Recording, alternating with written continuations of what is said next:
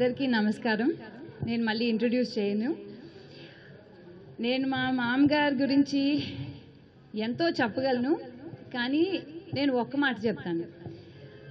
ఆయన తన ఫ్యామిలీకి ఎంత పని చేస్తారో నేను కళ్ళారా చూశాను.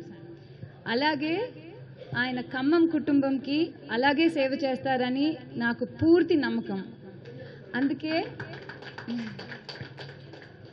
అందుకే మే 13వ తారీఖు కాంగ్రెస్ పార్టీకి హస్తం గుర్తుకి ఓట్ చేసి మన రఘురామ్ రెడ్డి గారిని మెజారిటీతో గెలిపిద్దాం.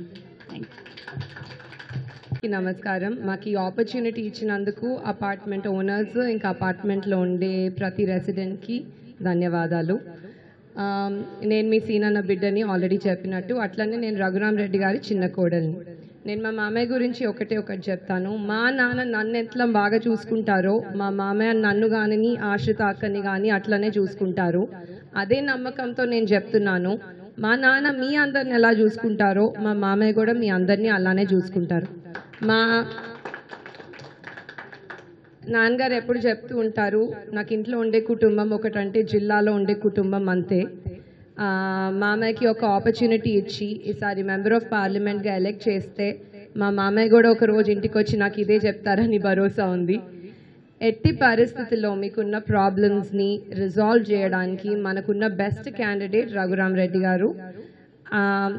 దీంతోనే ఐ రిక్వెస్ట్ యూ, మే 13వ తారీఖున ఓటింగ్ నాడు హస్తం గుర్తుకి ఓటేసి రఘురామ్ రెడ్డి గారిని మీరు ఢిల్లీ పంపిస్తారని నేను ఆశిస్తున్నాను. మొన్న అసెంబ్లీ ఎలక్షన్స్లో మీరు తుమ్మల్ గారికి ఎలా సపోర్ట్ చేసి ఎంత భారీ మెజారిటీ ఇచ్చారో దానికంటే ఎక్కువ మెజారిటీ కోరుకుంటున్నాము. అది మీ వల్లనే సాధ్యమవుతుంది. మీరే కాదు, మీరు వెళ్ళి 10 మందికి చెప్పాలి మనకి రఘురామ్ గారు ఎందుకు మంచి క్యాండిడేట్ అని.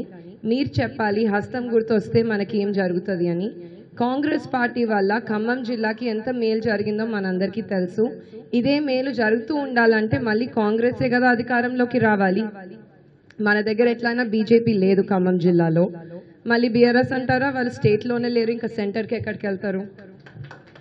సో నేను కోరుకునేది ఏంటంటే మీరందరూ 13వ తారీఖున హస్తం గుర్తుకి ఓటేసి కాంగ్రెస్ పార్టీని గెలిపించండి.